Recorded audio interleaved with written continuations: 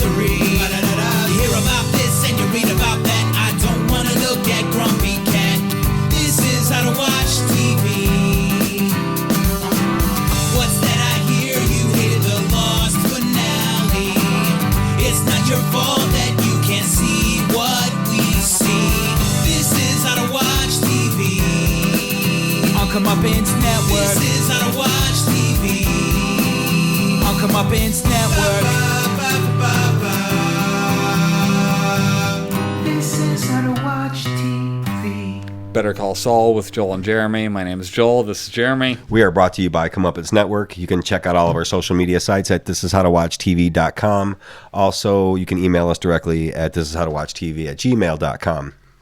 And you, of course, check us out on then Twitter at Put underscore. it at the screen, even though it's just going to play randomly. It's Oh, right it just there. happened How to you be on like the that? screen. Look at at that. howtowatchtv.com. Okay, check us I'll give you on the that Twitter. one. Like Yep. Joel likes to say. English accent. Also, Bad English use the accent. Amazon link on this howtowatchtv.com. Easiest way to support the podcast. And moving on to stuff you give a shit about. Let's see. Better Call Saul. Episodes Season 3 and 2, 4. Episode 3, Amarillo. Yes. And then episode 4 is... I didn't write it down yet. So this is basically, I don't know the name of the fourth episode, but so this is basically the story of Saul and Mike breaking bad. In a way, In a way. Yeah, I mean, Yeah. Mike, I think he already did, but he's still conflicted with it. Well, But yeah. like, for example, Walt, Bryan Cranston used to say that he thought that Walt broke bad when he killed Crazy 8. When he ran him over with the car. No, when he killed Crazy 8 with the Well, yeah, that was when it. he Okay, choked him. I'll give you that. And that was like right away. That was right away. And that was like within, because that was the second guy in episode the or some shit. Yeah, because that was the other guy in the RV that didn't get killed. Yes. Because the other guy died right away from the fumes or something. So right? he felt like he felt like Walt broke bad at that point. Do you think Mike broke bad when he did whatever he did to avenge his son? Like, oh, remember the cops? So do we know what that is yet? He shot them. What do you mean? In season 1. We saw that in Mike's episode. We saw the flashback, and it was, wasn't it the dude from Prison Break, the young tweener? You don't remember that? Why do I not remember that? No, I don't. Boo. He doesn't even remember what we're talking about. No? Okay. Mike's whole flashback, he went back and he set up the cops to where he could shoot them, basically. And he left the force. Okay. And then moved near his son or son-in-law, daughter-in-law or whatever. I don't know why that's drawing a blank right now. Yeah. I don't that remember was one that of the at best all. episodes of the first season. Yeah, all right. Well, moving on. When the episode first came on, my first thought was, fuck yes. No, I it's only watched it 42 because we minutes. podcast the whole season, We right? did, yes. Listen to Jeremy's thoughts on it on that episode, not now. My first thought was, fuck yes, this show's only 42 minutes. I love the hour-long shows. However, it's refreshing every once in a while to get a 40-minute episode. Well, that's because it's on network TV with commercials and shit. Like, we're not, the HBO shows are like that true hour because... it's an extra half of the episode, getting that extra 20 minutes. I mean, really? It's an extra half of what you were originally getting. Yeah, think about it, yeah. It's crazy. It's, I don't know, I like that it's only that. I don't mind commercial breaks. Just Well, you can tell when they are, for the most part. Yeah. Let's see. Oh, Saul with the bus. Good move, but it is soliciting, basically. It's probably there's probably a little workaround. It's probably a gray area, like what he was doing by going on the bus. I think, because he went on the bus and asked for one particular person. The one that did answer is, Yes. He talked to her in front of everybody else, without going to the home. Like, seriously, like, it was soliciting. If they had film of it. Yes. If they can't prove it because it was on a bus, probably. Yeah. But I know this is skipping over everything, basically. What? But I don't understand what he did so wrong with the commercial, man. I don't get it. I don't get why the dude was so offended by it. Why was everybody so... told you. I mean, I get because he went around him, but why was everybody so blown away by it? I don't know that they were blown away by it. We saw in the next episode that they weren't like... They were super pissed. They were pissed at the principal. That's it. Well, the fact that he went over their heads, is that it? That's literally it. Because as those kind of people are, it's, this is my name. I've built my whole name, and now you could tarnish my reputation, just like HHM did before. They didn't want him because he would tarnish their brand. And that's what they're looking at him. He was in full Saul Goodman mode when he was doing that. When he did that commercial, it wasn't like super over the top with it, but that was more Saul than Jimmy. Yes, this is the beginning. That's the beginnings of him becoming Saul and the parts of Saul that are starting to come out. In the show. I understand. Yeah, because he got congratulated over 200 signees, 200 new ones, and then Chuck's being a fucking dick about it. Right. That was so shitty. He stopping the meeting. I mean, Chuck is just pissing me off at this point, dude. And what the fuck? He doesn't deserve him to go over and help him later. Fuck that. Like, right. I mean, like, seriously, like, I would have ran in there with my phone and everything and fucking ripped that stupid fucking tinfoil blanket off and be like, what the fuck is your problem, buddy? Like he was fucking with his job now. Yeah, that's fine. Yeah, I mean, he was just being shitty about it, and Jimmy says, he should have done better than he did, and it was just, basically a fuck you to Chuck in that meeting. Because he won that. After that scene, Jimmy had won. At that point, At that moment, he was still up. And if he didn't do the commercial, he's still up. Well, yeah. I mean, that's it. Those are the little things that are... So do you think that was like a metaphor with the switch? Yeah, I mean, that's... Kind of him flipping the switch when it says don't flip the switch? Yeah. He was just showing, I'm going to do what I want. I'm going to rebel. Okay. I'm going to do it my way. And that's how... I mean, he's going to end up being Saul Goodman. Wasn't that episode called Switch or something like that? The Switch? Mm-hmm. All right. You noticed something... Oh, well, what's her name? Kim was talking to Jimmy about basically, like, you're going to fuck up my reputation. I recommended you. Right. My dad said that one time about one of my grandma's boyfriends. Like, he recommended him for a job, and then he did shitty. My grandma is Rich. For a job at Yuki, and they didn't like his performance. And my dad was always bitching about how it reflected on him. So, that's at such a minuscule level. So, like, she's in a law practice. Yeah, no, that's a bigger level, right. Yeah. So, I can see her point. Well, that's why they don't name these places stupid names. They put their fucking names on them. Yeah. Davis, Maine, Hamlin, McGill, they put their names on them. So, it's important. Your name is important in this world, The world of lawyering. Yeah, she believes in him. She just wants him to do the job right, basically. Yeah, because he's using too many shortcuts. Yeah. I don't know if it's a shortcut. It's just. I think what he did was good. He's indulging his impulses to do it, to do what he would just do. Dude, he was right there and could have walked the tape over and just showed it to the guy. I mean, he was afraid of rejection at that point. Do you think? Okay, let's ask that question. Do you think that he would have accepted that commercial as it was? Because the commercial. He probably would have had some thoughts. The commercial, it was. He probably would have had some thoughts on it. I can't imagine that he would have just been like, "That's a shit show. Get it out of here." I don't think he would have been like that. That guy didn't seem like that kind of guy. Okay, well then, so it just had to be that he went over his head. They're the owners. Well, that's what I'm saying. It wasn't like he had the fucking flailing arm balloon man behind him like Saul Goodman would have. Yeah. You know what I mean? He didn't have. He wasn't all full car salesman. That's what I mean. And it was just voiceover. He wasn't even on screen. Right. And he could have, see, that would have been one of the suggestions the guy would have made if he would have brought the tape to him. Yeah. Well, we're not going to use your voice. Yeah. We'll use somebody else's voice to voice it over. That would have been an easy change. But that's part of his shtick. He would have argued then that I win over these old people. So but if he didn't put himself on screen, though. So, like, the old people wouldn't have known it was him. He just has a way of talking to them, is what it seems But it worked. To be. Like, his thing worked. His experiment. Yeah. It worked. So, like, there's no denying that. They were getting all kinds of phone calls, and it was perfectly legal, perfectly the right way to do it. Yeah. So you noticed something that I didn't at the time, where the pig toy. The toy that he was fixing for his granddaughter. Because that was one of my favorite scenes in Breaking Bad. It was season 5, episode 2, Madrigal. Okay. Or Madrigal. Madrigal. Madrigal. Yeah, he got Madrigal. It says he had some hitmen coming for him, and he he taped it to the front door, and he hung it on the door knocker. Yeah. And it was spinning around and hitting the some sort of noise. But he was fixing it in this episode, which was cool. So, what do you think's up with the daughter-in-law? With the gunshots. I mean, maybe some sort of PTSD. Because she doesn't want him to stay the night. Because her husband was killed, right?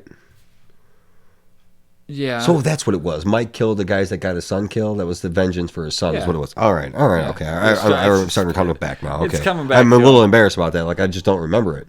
I don't know. Okay. Well, yeah. So, but she didn't want. She heard 3 gunshots outside the first night, and she didn't want to. She doesn't want him to stay. So, do you think she doesn't want him to stay because they're not real, or she just doesn't want him getting too close? I mean, maybe that's what it is. Maybe she. Yeah. Do you maybe think she's just, manipulating? I think she's trying to get out of there and trying to get Mike to help her. Give Mike an excuse to help her because get out. She's been always kind of shitty to him. Yeah, but then he waits behind and figures out that there's nothing. Yeah. It was a car, or it was the newspapers. Yeah. Yeah, we thought it was backfiring. And we had a discussion about that too. Like, there's no way that could be loud enough to be mistaken for gunshots. Well, okay, but wait, he by asked Mike what time, sitting in his car. But he asked what time. He asked when it happened. He waited there all night. And she said 2:13 a.m. Yeah. So it didn't fucking happen. Right. That the newspapers were at like 6 in the or 5 in the morning. You know what I mean? Right. Like, that doesn't happen at 2 in the morning. I think that was the purpose of her saying, this is when it happened. I get that, but he wanted to see if she was full of shit. Right. So he stayed there all night. Yeah. And he saw there's nothing. Yeah. Right. So. I don't know. Like I said, maybe it is just some sort of manipulation. If she had said the time that the newspapers were hitting, but did we see a time on the clock before that? No, but I mean, newspapers. You don't do that before 4 a.m. Like the newspapers just aren't ready yet. Like they get dropped off hot at like 4:15 or some shit. Okay. At the distribution place, and we did a paper route for a little while. Okay. So yeah, just based on that, she was full of shit, is what he figured out, and like he's just like, okay, well then you're not staying here anymore. Well, like I said, it could be some sort of post-traumatic stress syndrome too, losing her husband or whatever. If anybody has any thoughts on that, that she's hearing it or like, dreaming it. Well, yes, is it possible that you dreamt it? That was kind of shitty. Because maybe she knows that Mike's got a temper like that. She knows that he'd go off and do something stupid a little bit. But so she's got a conscience about it? Or, I mean, I guess she wasn't bad, so to speak. She hadn't done anything. Okay. Yeah, so on the whole commercial thing, he did it because there were no callbacks in Colorado Springs. He was pretty smooth with his, let's do a commercial during Murder, She Wrote. Like, he fucking nailed when to do it, and $700, that's not bad. No. If it's not really prime time. No, but it's a targeted demographic. If you could hit that demo, fucking $700 is not a bad price to do it for. Right. When he was talking to the cameraman, there was an Alpine Shepherd boy thing that he said, a little figure. That was the name of an episode last season. I don't remember the significance of it. Didn't it have something to do with a little old lady that was like she had all those collectible dolls and she wanted to leave them to people? And he was sitting there putting out her will together and she had all those figurines. She's like, I want to leave this one to this one. Oh, maybe I don't want to leave her to there. Can you remember that lady? Yeah, okay. Yeah. So maybe... Why do I remember that lady and not what the fuck happened with Mike? Okay, so then did she give him that one? I'm not exactly sure on that either. Or are we just seeing that he just took all of them? Why would he have taken all of them? Died? I don't know. Instead of filling it out. No, maybe she did give it to him because of he helped her out. Yeah, probably. I don't think he took all of her things. No, why would anybody want all? And he was in that lady's house. Yeah. Was that her? Who? That could have been her. Oh, the lady. The lady that rode down the stairs in the thing. That could have been the lady with the dolls. Could have been the same lady. I'm not sure on that, but it could have been. Sorry about that. Not really sure. Yeah. That would make more sense of him talking her into doing a commercial, though. Yeah. Speaking of, do you remember the two guys? They were the one who filmed his billboard commercial. Yeah. I remember that. I mean, they're total douches about the dolly, and he's just like, "Does anybody like you?" Yeah. But he sees it in his head, and then like they end up using the fucking genius. You see her come down in the chair, and it's like, why are they showing that? And then later they're using the chair as the dolly. You can see it. Yeah. Yeah. Good awesome. Stuff. It was genius. Where did my nest egg go? So I don't know if that was intentional or if it's leading to anything, but Mike had something on his eye. It looked like some sort of weird rash. I thought they were gonna like go somewhere with it, so I thought I wrote it down. Maybe it was just a bad day. I didn't catch that. Yeah, I thought maybe it was going to lead to. I don't know. You never know with shit like this. I Foreshadowing. Probably watch shows getting too his closely. face beat in by Tuco. Spoiler alert. Yeah, right. I'm just trying to see what the next thing is. Basically, if you're watching this, you should have already watched the episode. Yeah, exactly. Yeah, he just went to especially work since quick, we're like 4 weeks back. late. That's all bullshit. Oh, at Jimmy's apartment, him and Kim. They were, let's see. The corporate apartment. Yeah. Yeah. Oh, yeah, and he showed her the commercial and told her that it was all done within the legalities of the American Bar Association. So, yeah, I think maybe they would have approved his commercial. They might have if you would have just taken it to him. That would have been the smart move, but that's not Saul. I mean, Jimmy, he's just needling at Kim to leave. He basically is. Like, he's just like, oh, let me just... He's walking an edge. Yeah, I just... Yeah. Yeah, he doesn't show it to him. In the first episode of season 1, he did the magic fingers at his phone, like he did in this episode when he was waiting for the calls to start coming in. I don't know. That was an awesome... It reminded me of, like, Boiler Room or something. Yeah. And he was standing there, like, leaning on it, like, overlooking at his whole room that lighting up. Like, he was in his element. Yeah. Like, I did this, right. But it's not his. That's all it is it's not fucking yours. Yeah. And I think that's going to be the downfall of him eventually, is just the fact that he wants his own, no matter what that is. Yeah. And he'll never be able to do it with the McGill name. It'll always be associated with his brother with Chuck, yeah. So that's why he has to change his name then, huh? I think so. It's all good, man. Yeah, it's all good, man. Mike he talks to the vet again. The guy calls him back, and he gets a job. A guy asked for Mike. Now, did you notice that when Jimmy and Kim were watching TV, they were watching a movie, and it was called Ice Station Zebra. Okay. In Better Call Saul, in Breaking Bad, Saul instructed Badger to make his check out to Ice Station Zebra Associates, which he explained is totally legit and strictly for tax purposes. Okay. So he was doing that in reference to that movie, or her specifically, in Breaking Bad. Makes sense. Like, so they're tying everything together. They're tying little things little like that details together, and stuff together. That's cool. I like those little Easter eggs, like the toy. The thing that's good stuff. Those are what that is, right? Easter eggs. Yeah, basically. Yeah. Yeah.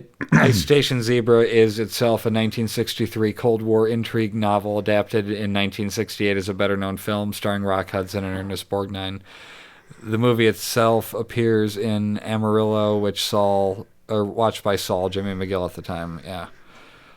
He gets a call from Cliff, and he's fucking pissed, like losing his shit about it. And he just like to Kim, nah, it's all good. You know, everything's fine. He played it off after he got hung up on. He kept talking. Yeah. I mean, fuck. And then Mike goes to the meet, and it ends up being Nacho that hired him. Oh, yeah. Okay. Yeah, that's right. He has a problem. He needs a guy to go away. And that was the end of the first episode. I mean, come on, man. This is all going to be the end of Nacho. I think eventually, yes, that is what we're leading to, the end of Nacho. But, yeah. I mean, that sucks because he's a good character. I don't know. There's some cool shit. The whole tale he told about fucking Tuco. Running the shotgun? I don't remember the shotgun one. Nacho was telling Mike about Tuco, why he needs to go. And he said, was he talking about the lie detector? Oh, yeah. Dog. I got that in there, yeah. And he had a piece of the dude's skull embedded in his chest. Yeah. It's fucked up.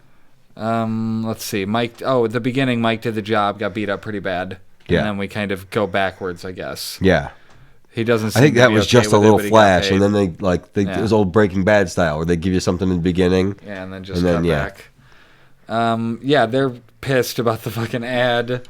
This is strike 1 and 2, and then he calls Kim and leaves her a voicemail, and then going forth, you will be her phone is under a great deal more scrutiny. Yeah, her phone's in one of the bins, meaning Chuck's there. Yeah. She's being questioned about the commercial, and it doesn't reflect well on her or HHM. So she gets thrown into the cornfield, is what they're calling it, where it's data entry or data something. Mm-hmm. Like the shit work for lawyers. The shit that the interns and stuff do. Or paralegals and things like that. People that who are like waiting to become lawyers, that's the shit that you put them on. And she's got to go do it when she's a fucking, an attorney. Let's see. Big time lawyer. So Mike, he's talking to Nacho and he's explaining how Tuco's meets go.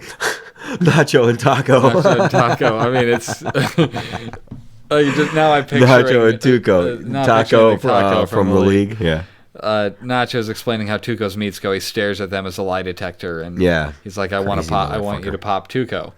Yeah. And in my name isn't private on Reddit said Jesse in Breaking Bad season 2 episode 1. It's either him or us, talking about Tuco. Yeah. Nacho, Better Call Saul 204. It's either him or me. Yeah. Okay.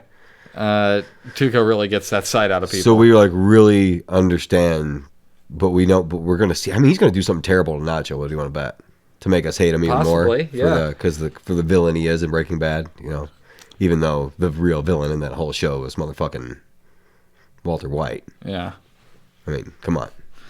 Yeah, so we find out that Tuco shot Dog Paulson and Nacho was standing behind him. And if you don't want any Breaking Bad spoilers, you have to leave the room. Yeah. And a piece of his skull embedded into Nacho's shoulder.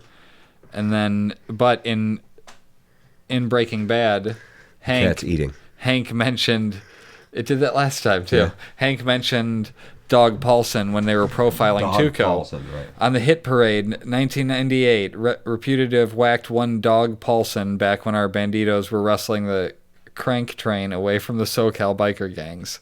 Hank Schrader presenting a profile of Tuco Salamanca, Breaking Bad season 2 episode 2 Grilled. Okay, so they mentioned Dog Paulson then. Yeah. So he was a biker then. Yes. Okay. He tells him that he's crazy when he's using, and now he's using crystal meth. Before it was something else. Right. I can't remember what he said. Now he's using some better shit, yeah. Right? And it's even crazier. So Mike finds a spot to snipe Tuco from for $50,000. Right. That seems a better plan. Like this kind of stuff bothers me too sometimes. Why? They're literally standing right across the street from the place. Like, what if Tuco pulled up and saw him standing there?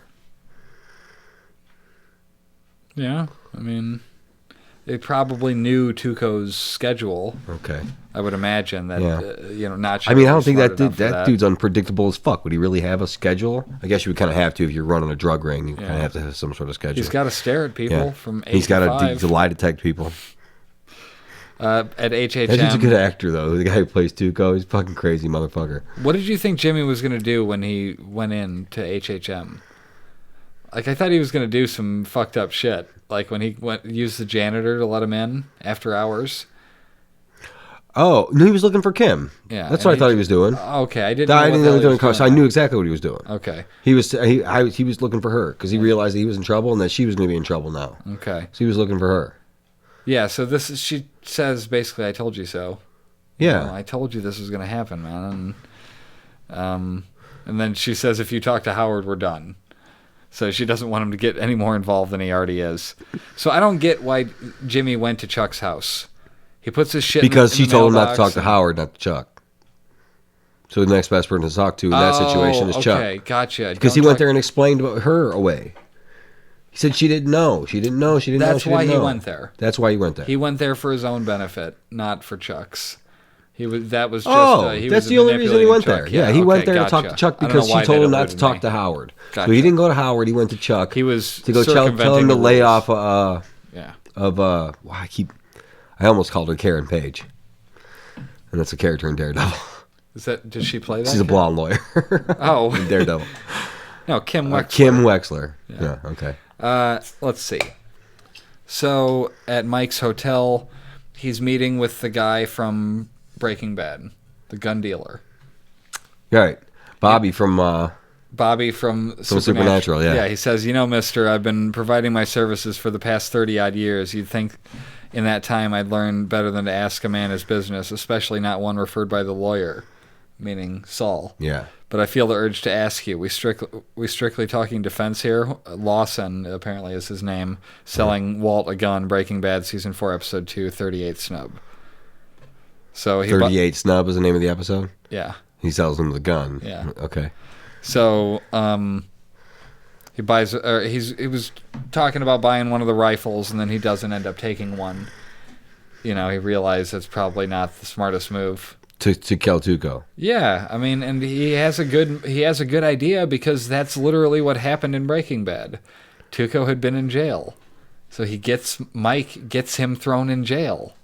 Oh, that's what it is. Okay, yeah. There you go. So then he gets out He did. He said 5 to 6 years or whatever it would be. So that works out perfectly. It works out perfectly. Yeah, awesome. That's awesome.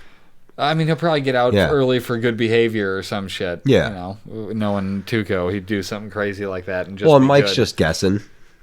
He's just spitballing when he says the time. I mean, he's doing this. Yeah. I mean, he knows. Yeah. Let's see. At Chuck's, he wakes up to Jimmy there, and then Jimmy makes him some tea, and then. Yeah, he's like, look, dude, if you're mad at me, take it out on me. Don't take it out on Kim. Right. And, basically, she didn't know. And roll around in the dirt with me. He implied that Maine was in the loop to her. She didn't know that he didn't tell him already, that he hadn't already shown the commercial. Yeah, so she'd have no reason to fucking alert anybody about it. Right. And then... he offers to quit if he makes it right with Kim. Chuck admits that if he was punishing his employees to make Jimmy do something against his will, that would be extortion. Right. And he's like, yeah, just admit it. Just admit you want me to quit. Come here, roll around in the dirt with me. Yeah. I like that line. Yeah, even if he leaves now, he's 20 minutes late. Chuck adds that insult to injury. Dickhead. I know. Like, hey, it's an hour. What do you say? Another mark in your belt with, what's his name or whatever? Mm-hmm. Davis and Maine. Yeah, but that's two last names. Cliff Maine, yeah. Okay, so Nacho, Mike tells Nacho he's not doing it, and keeping a secret is his problem, and Mike can make Tuco go away, though. Right. And so at the Tuco meeting spot, he counts money and is annoyed when one of the bills is facing the wrong way. Super annoyed. So what that implies is that... Okay, so a couple things here. A point made by You Mad on Reddit. You mad, bro? It definitely is my favorite shot of the show and maybe even the series so far. In 5 seconds, it shows, 1, Tuco is obsessive compulsive and he enforces this on his employees. Otherwise, it wouldn't just be one bill out of sync. Crazy 8, Domingo, whatever, that's the guy. That's Crazy 8 that he was talking to. Boom. Okay. That's the guy that Walt killed in episode 2. Oh, wow. Okay. So this is at the beginning of his little career there, too. Yeah, okay. So Crazy 8 had to go through the trouble of organizing his bills already. Number 2, for such a small mistake, Tuco seems pretty annoyed, meaning he runs a very tight ship. Right. 3, it hints at the fact that Tuco feels something is off about Crazy 8, which turns out to be true. As we learn in Breaking Bad, the Crazy 8 is an FBI informant, ratted out his own cousin to keep himself out of prison. Wow, okay. So, there's Crazy 8 in the pilot. And there's him in this episode. They did a good job making him look younger there. Yeah. He looked like a squeamish little kid sitting there. Like, well, I'd be scared as fuck, I guess, sitting across the table from that crazy motherfucker, too. Mm-hmm. And probably already has a crazy reputation, Yeah. Right. The last person Crazy 8 snitched to Hank on was... Amarillo. Hank found his car in the desert with 2 grams of the purest meth the DEA had ever seen. Just a little... there's a thing on AMC.com where it's story sync, and it combines... It kind of connects the dots for you on each episode. That's cool. And tells you some stuff. So I'm not going to ignore that and not just go look at it, because it makes sense to know as much as we can when we're talking about it. Well, it's not cheating. You know what I mean? Like, it's cheating? It's just That. information. No, absolutely. Yeah. It's just out there, so I'm going to fucking look at it. And the ones we notice, we catch. The ones we don't, we find out on there. Yep. Absolutely. So eventually he lets Crazy 8 go. So Crazy 8, he works at Tampico, his dad's furniture store, which is right across the street from the taco stand. Okay. In the second or third episode of Breaking Bad, Hank mentions that Crazy 8 is working as a narc for the DEA. Crazy 8 tells Walt about his college and his musical aspirations. The two make an emotional connection as Crazy 8 reminisces about being the son of a local furniture store magnate seen on a late-night television commercials. Walt bought his crib there for Walter Jr. When Crazy 8 asks Walt whether he's told his family about the cancer, he says no. Crazy 8 figures out Walt is cooking meth so he can leave money for him. All this upstairs, Walt finally gets the key, and sudden inspiration prompts him to piece. He got the glass or the plate that Crazy 8 broke, and Crazy 8 ended up having the piece of it, and was going to kill Walt. Right. So he ended up having to do it, but I don't know. I was just somebody. That had was a posted good scene what too. the He's sitting there looking at that plate. Yeah. He's standing over the table looking at that because he had put the thing together and it was missing that shard. Yeah. And he's like, And that's when he knew like he had to go down there and kill a guy. Yeah, that was a good scene. That's early. That's like season that's like 1, episode 2. Oh wow. Okay. Yeah. Tuco does a bump back to present here. Yeah. And then Mike calls the police on Tuco, and he pulls in and hits his car. Now, interestingly, he walks in right past Tuco, and Tuco was actually really calm when Mike first hit his car, and when he first touched his shoulder and went, "Hey, you hit my car," and didn't want to resort to violence. It seems like he's kind of got a soft spot for the elderly. Yeah, a little bit maybe. He viewed Mike as an elderly person. Absolutely. There. Well, that was Mike was playing the part. Yeah. Absolutely. I mean, he walked in and like as Tuco even said as he walked past him, "Hey," and he just fucking walked right past him. He pretended like he wasn't bothered by him at all. Yeah. He plays dumb and says he's not aware of hitting anyone's car and apologizes. And then when he's paying, he shows off that he's got hundreds in his wallet. Yeah. And Tuco's being confrontational now, and Mike wants to exchange insurance info, which I thought was pretty funny. And Mike says he only has $20 or $30 on him, and Tuco's like, so that whole plan goes to shit if Tuco goes, "Yeah, okay, give me your number. Give me your insurance." Yeah, exactly. It all goes. Everything goes to shit. Yep. Tuco grabs Mike's keys, and did you see how Mike played it? Oh, come on, guys! Yeah, like he played it totally perfectly. Perfectly. Yeah. He says that it's his Social Security check, and that's all the money he gets for the month, and he demands Mike's wallet, and he refuses, and then he ends up giving him the $400, and he holds on to Tuco and a pillar. So he was doing that to keep him there in the sight of the police. Yes. As Tuco was just beating the shit out of him. Right. And then they found the gun that he slapped out of his hand. Yeah. Because as soon as he came at him, he slapped the gun right out of his hand. It went under the car or something. And it went under the car so he would, They'd find that. And Mike could be like, "We pulled a gun on me and the gun's right there." You know, and they found Mike's the gun. like, "Is that all you got?" Yeah. After he was beating the fuck out of him, too. And dude, not like, pow, pow. I mean, just wailing on one side of his face, dude. And did you notice that Mike stole the diamond punching bag? Or the diamond boxing gloves that were around Tuco's neck? I noticed him having that in the beginning scene, but I didn't remember. He had it because he snatched it from them. But Tuco ends up having them back in Breaking Bad. Okay. So maybe he bought another pair, or something like that. He got them back. Or he gets them back somehow. Yeah. Well. I'm guessing Nacho killed him, or Nacho brought them to Tuco to prove that Mike was dead. Nacho could bring them back to Tuco, proving that he killed Mike. Yeah, so wait a minute. Now, how does Nacho get off then? If we say we see the end of Nacho, if Tuco's going away till Breaking Bad, then he's going away. But he was out at the beginning of Breaking Bad. So yeah, but that's years from now. Yeah. Like, we decided that already. So he could die at the end of the show.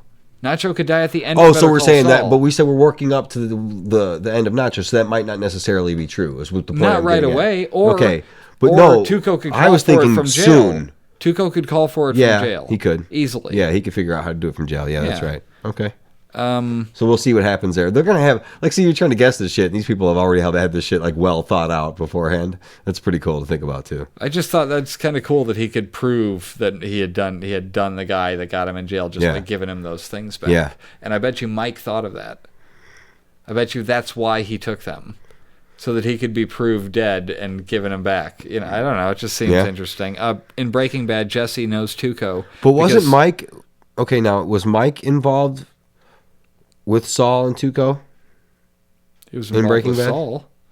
But was he like a go-between? I don't think so. So there was never any scenes with him and Tuco. No. Not working for him, but like... If he was working for Saul, and Saul knew Tuco, right?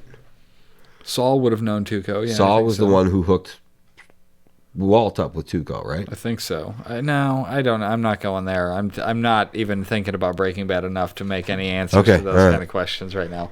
But I did see that Jesse knows Tuco because Skinny Pete was his cellmate in prison. So was it Jesse that knew Tuco then? Did you just answer the question? I did. Okay then. There you go. There you go. Tuco is now exactly where he should be. In jail. Yeah, he needs to be there for the story purposes. That makes sense. Yeah. Okay, so now, so I guess Nacho could be a character up until the end, yeah. Yeah, so you're thinking that they're going to lead this right into Breaking Bad. I think so. As far as Saul goes, yeah. I mean, why wouldn't you? Why not? Think about it from the creator standpoint. Yeah. They're playing in the best sandbox pretty much that's been created. One of those things, like the sandbox of the show. I can understand that. Of Breaking Bad. Yeah, it was one of the most successful ones. That's what I mean. Okay, yeah, like that world is awesome. You Yeah. want to know more about fucking Albuquerque. Why would you ever have given a shit about Albuquerque before this show? But now it's like, holy shit, I want to know more about this community and the way that it's, I don't know, just the people there. And well, they're inside of the world of Breaking Bad, not Yeah. actual New Mexico. No, correct. Exactly. I don't actually want to go to New Mexico. Right. No, but that's, it's interesting that You might be going close, though. They get to think within that context and tie into one of the greatest shows of all time. Yeah, that's cool. They get to go, let's give them this carrot. So, like, how long do you think that takes? What? I mean, if you're giving me a time frame of like 5 to 7 years. I think 5 seasons for this. Maybe really? 6. 5, I think, is solid. Okay. Because it's Saul. It's Jimmy. It's not as compelling, so to speak, as Breaking Bad. But it's getting there, though. But it is as compelling as you yawn. I'm sorry, man. It's just, it's been a long week. Well, let's end this. Mike meets with Nacho, and he's all swollen, and the cops witnessed Tuco committing a felony. He had his wallet plus the gun, 5 to 10 year stretch. Nacho pays him $25,000, and he's like, "You went through a lot of trouble not to kill Tuco. So why? Just because he wasn't ready to cross that line yet?" Or do you think it was the right? I mean, thing, listen, right play? he was a Marine or whatever. Is it the right? right play? It's not the right play because Nacho's going to end up eating From what it looks like, he was like a Marine sniper. Who? Oh, Mike. Mike. Okay. Yeah, or something like that, because he was familiar with that rifle that the guy said had been used by Marines since whatever time. Exactly. He was. He's familiar with that. So there. He's killed somebody before. I'm gonna bet. And he doesn't. Yeah, but in war is different. I understand that, Yeah. but to a soldier, that doesn't. They're not going to make that difference. A soldier like Mike or somebody who's maybe killed several people is like, I just don't want to do it anymore. Yeah. I don't want to kill anyone again. I don't care who it is. I don't want to take them off. So you think it wasn't end life. I don't want to. I've done it, and I can't stand doing it. And I don't want to do it. It wasn't what was best for the situation. For example, like maybe he thought. I mean, I don't know if I agree with should that. Die, but you know I think that was the best. Tuco dying was the best. It can't happen. According to our story that we're in. But yes, best case scenario, he blows his brains out. He would have just killed Tuco. Because Tuco's a fucking psychopath. Yeah. So then Nacho, whoever he had to deal with, is not. I mean, after the fact, after Tuco dying, Nacho probably takes over. So regardless. After Tuco dies, you don't remember? The cartel shows up. The crazy ass brothers cousins show up. The cartel shows up. The twins. So I guess that's what. So they could have come after Nacho. The murdering twins would have never come after Hank. We're gonna see them again. They never would have come after Hank. Yeah. They would have come after. Did he kill both of those guys? He only killed one of them. He got the other guy though, didn't he? But He the shot other guy the other guy. was got half of himself. He got like in the hospital. Yeah, it was fucking crazy. Yeah. So good. That stuff. Did he cut himself open or kill himself in the hospital or something like that? Something like that. I don't remember. Okay. It's been a while. Yeah. Well, we're talking all about kinds of tie-ins, so you know what I'm saying? Like, what do you want to bet we see those guys again? That would be nice. I'd be cool. Why with not? That. Okay, I mean, anything's in play, right? Yeah. Even Hank. Yeah, anybody can show up. Possibly Hank Schrader could show up. Yeah. You know? Yeah. Yeah. All balls out, fucking. Yeah. All balls out, like. Crazy ass Hank. Why am I'm like surprising myself. I'm like, Hank! Yeah. Hank could show up. Hank We could see more Hank. We could see Marie and them argue about rocks. What was he just in? Or minerals. Oh, Kimmy Schmidt. Yeah? Yeah, he's got a scene in Kimmy Schmidt. He's the straight coach. Okay. He tried to teach the gay black guy how to be straight. Fair enough. Yeah. That seems reasonable. It was good. So yeah, we'll be back again soon to talk the next 2 episodes. We're gonna do this through the rest of the season. And we got 2 episodes of Walking Dead to catch up on now, don't we? Yes. Is that the finale? No. The finale's Sunday. So we got 9. We'll have 15 and 16 to 15 watch. and 16. We have 15. We've already seen 15. We're gonna watch have we? 16. Yes, we watched it, or I did anyway. I don't think I watched 15 yet. Okay. Oh. Well, 15's out, and then 16 will be out this Sunday. The last one I we'll watched be talking was about the finale of Walking Dead season 6 this week. Or next week, and then we'll get caught up on Better Call Saul. We'll probably do another one Saul. ASAP. We'll probably just do another one in the next couple days if we can. Yeah, okay. Just watch 2 more episodes and get it done with. I don't want to wait a week or anything. All right. Yeah, other than that, we will see you next time. Subscribe on YouTube and iTunes and leave a review, please. Yeah. Maybe mention that we didn't vape. Or that you didn't upchuck during that sentence. Yeah, well, it happens. So does vaping. Next week. This is how to watch TV. See you later. All these memories in my mind, my mind, my mind, my mind, my mind, my mind. I'm still a secret lemonade drinker.